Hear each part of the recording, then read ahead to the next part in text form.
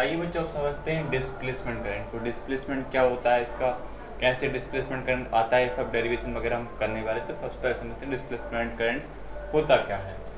तो यदि आपको एम्पेयर सर्कुलर लॉ याद आ रहा हो तो वो क्या होता है, इसका क्लोज इंटीग्रल होता है किसका, v डॉट डी एल का। वो फॉर्मूला क्या होता है, म्यू नॉट आई होता है। यदि आपने फोर्थ चैप्टर में यदि आपको एम्पेयर सर्कुलर लॉ याद आ रहा है तो close integral of v dot D L mu naught I, ये हमारा इसका फॉर्मूला होता है। तो ये फॉर्मूले के बाद हमारे मैक्सवेल कहते हैं, but according to Maxwell there is another current in the circuit which is called displacement current. मतलब कि ये करंट तो यहाँ पर है ही, पहले देखिए म्यू नॉट आई, यहाँ पर एक करंट पहले से प्रेजेंट है। तो मैक्सवेल कहता है कि यदि इस करंट के साथ एक करंट और आ जाए हमारा, मतलब कि ये पहले एक आई करंट तो है, उसके साथ एक अनदर करंट और ले लेते हैं, उस करंट को क्या बोलते हैं हम, डिस्प्लेसमेंट करंट बोलते हैं, आई डी से जिसको हम रिप्रेजेंट करते हैं। कि यदि हम इसकी जगह पर इसके साथ में आई की जगह एक साथ में एक दूसरा करंट और ले लें, वो डिस्प्लेसमेंट कहलाता है हमारा, इसको हम आई डी से रिप्रेजेंट करते हैं। तो फॉर्मूला यहाँ से कम जाता है, close integral B dot D L mu naught I plus I D.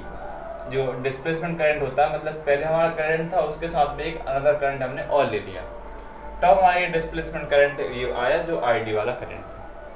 तो यहाँ पर लिखा हुआ है this rule is called ampere Maxwell rule. ये हमारा कौन सा होता है, एम्पेयर मैक्सवेल रूल कहलाता है। इसको क्या कहते हैं हम, एम्पेयर मैक्सवेल रूल होता है। यहाँ पर आई नॉट आई डी क्या होता है, हमारा डिस्प्लेसमेंट करंट होता है, और आई हमारा सिंपल पता है आपको, कंडक्शन करंट होता है। ये हमारा आई पहले से था हमारे फॉर्मूले में, लेकिन डिस्प्लेसमेंट करंट जो मैक्सवेल ने कहा अनदर करंट और ले लें, तो उसके हमने आईडी करंट ले लिया, ये हमारा डिस्प्लेसमेंट करंट होता है। तो डिस्प्लेसमेंट करंट होता क्या है, फॉर्मूला कैसे हम ड्राइव करके लाएंगे, ये सब कुछ हम अभी करने वाले। लेकिन अभी इतना समझ लीजिए कि मैक्सवेल ने एक अनदर करंट लाना कहा, और जिसको उसने कहा कौन सा करंट ला रहे हैं हम, डिस्प्लेसमेंट करंट ला रहे हैं, जिसको हम आईडी से रिप्रेजेंट करते हैं। पहले हमारे एम्पेयर सर्कुलर लॉ में एक करंट पहले ही था म्यू नॉट आई के साथ, उसमें एक दूसरा करंट हमने जोड़ दिया जो कि डिस्प्लेसमेंट करंट होता है।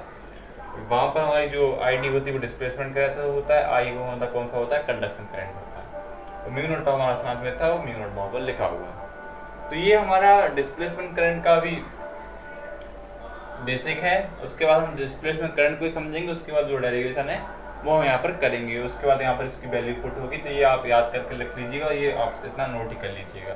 तो इतना आपको समझ में आ गया, पढ़ते हैं हमारे इसके आगे। तो अब इसके आगे देखते हैं, इतना आपको समझ में आ गया होगा, इतना कोई खास था नहीं इसमें, देखते हैं आगे।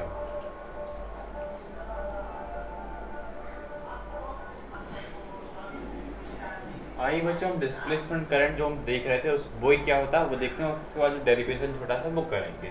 तो displacement current is the current which comes into play in the region in which the electric field and electric flux is change with the time.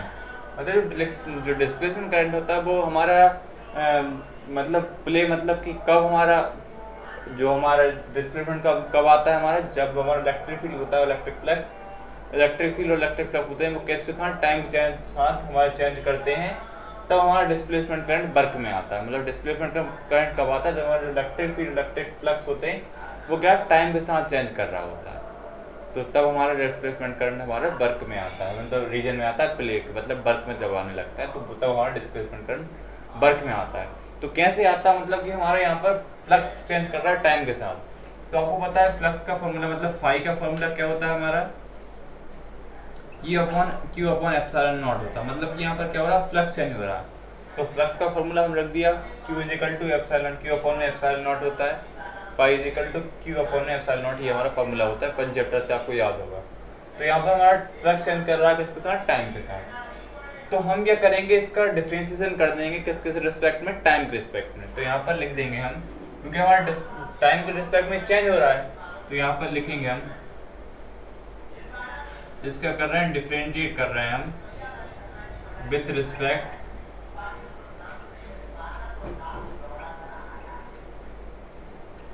Time. मतलब कि इसके डिफरेंशिएशन करना है किसकी, टाइम की रिस्पेक्ट में करके। तो यहाँ पर क्या हो जाएगा, डी फाई क्या हो जाएगा, डी फाई डी टी हो जाएगा, क्योंकि टाइम रिस्पेक्ट में कर रहे हैं तो डी फाई डी टी हो जाएगा। ये तो डिफरेंशिएशन समझ में आ गई ना, डी फाई क्या हो गई हमारी, फाई क्या हो गई, डी फाई डी टी हो गई, क्योंकि टाइम के रिस्पेक्ट में हम डिफरेंशिएशन करेंगे तो ये क्या हो जाएगी, डी फाई डी टी हो जाएगी। और यदि यहाँ पर करें तो क्या हो जाएगी, डी और डी टी हो जाएगी, और Q अपॉन में एप्सिलॉन नॉट हो जाएगा। वैसे ही यहाँ पर आप एक चीज़ समझें, जो 1/ε0 है वो हमारी कैसी कांस्टेंट है, मतलब इसका डिफरेंशिएशन होगा नहीं। 1/ε0 जो दिया हुआ है उसका यहाँ पर डिफरेंशिएशन नहीं होगा, बस क्यू का होगा, क्योंकि चार्ज क्यू यहाँ पर इसका यहाँ पर डिफरेंशिएशन होगा, बाकी ε0 हमारा बाहर आ जाएगा। जो इक्वेशन है वो क्या बनेगी, D phi D T is equal to में 1/ε0 आ जाएगा यहाँ पर, और ये क्या हो जाएगा हमारा डी क्यू डी टी हो जाएगा। तो ये हमारा डी क्यू डी टी हो गया, यहाँ से ये हमने बना ली। अब जो है हमारा, जो यदि हम यहाँ पर लिखें जो but D Q D T है वो किसके इक्वल है, हमारा आई डी, मतलब कि डिस्प्लेसमेंट करंट के इक्वल है, क्योंकि हमारा जो डिस्प्लेसमेंट का वर्क करता है जब हमारा फ्लक्स चेंज के साथ टाइम, मतलब यहाँ पर फ्लक्स चेंज हो रहा है, तो फ्लक्स चेंज हो रहा है तो इसका मतलब क्या है, जो डी क्यू डी टी है वो किसके इक्वल है, डिस्प्लेसमेंट करंट के इक्वल है, क्योंकि अब फ्लक्स चेंज हो रहा है, फ्लक्स चेंज हो रहा है मतलब डिस्प्लेसमेंट करंट यहाँ पर बन रहा है। तो डिस्प्लेसमेंट करंट का मतलब कि डी क्यू डी टी कैसे बन गया, ये समझ में आ गया ना। आई इज इक्वल टू में क्या होता है हमारा क्यू अपॉन टी होता है, और स्मॉल टाइम स्मॉल ब्रैकेट लिए क्या ले लिया हमने, डी क्यू डी टी आ गया हमारा, इस तरह से ये बन गया। तो यहाँ पर डिस्प्लेसमेंट करंट क्यों आ रहा है, क्योंकि यहाँ पर फ्लक्स चेंज हो रहा है, क्योंकि हमने लिया था फाई इज इक्वल टू के ऊपर ε0, तो यहाँ पर फ्लक्स चेंज हो रहा है, तो फ्लक्स चेंज हो रहा है मतलब कि यहाँ पर डिस्प्लेसमेंट करंट आ रहा है। तो डिस्प्लेसमेंट करंट यदि आ रहा है तो डी क्यू डी टी किसके इक्वल हो गया, आई डी, मतलब डिस्प्लेसमेंट करंट के इक्वल हो गया। वही हम यहाँ पर पुट कर देंगे, तो वही हम यहाँ पर पुट कर देते हैं। तो यदि हम उस वैल्यू को यहाँ पर पुट कर देते हैं तो क्या बन जाता है हमारी इक्वेशन, तो डी फाई डी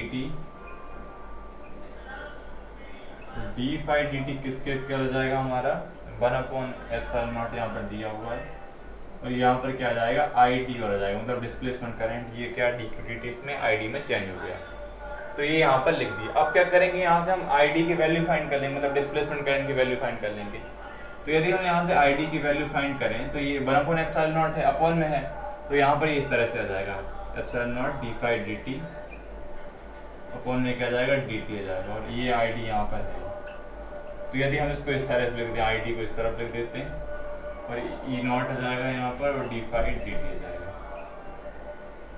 तो ये हमने डिस्प्लेसमेंट करंट की यहाँ पर वैल्यू फाइंड कर ली, ये हमारी आई डी की वैल्यू इस तरह से हमने मैग्नेटिक फ्लक्स लिखा चेंज इन मैग्नेटिक तक, और ये हमने ऐसे फाइंड कर ली।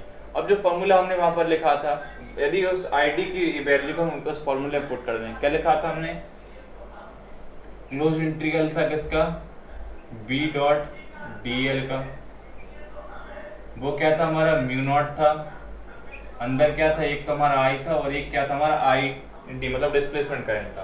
तो वहाँ पर ये आई डी की जगह पर ये वाली वैल्यू यदि हम रख दें, क्या आ जाएगी हमारी mu ε0 D phi D T, ये वाली फॉर्मूले हम रख दें, तो ये हमारा फॉर्मूला किसका बन गया, एम्पेयर मैक्सवेल रूल का ये फॉर्मूला हमारे यहाँ से बन गया, ये डिस्प्लेसमेंट करंट का ये फॉर्मूला बन गया।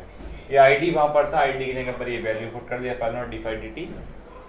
तो इस तरह से ये फॉर्मूला बन गया हमारे डिस्प्लेसमेंट करंट का, ये इसका डेरिवेशन था।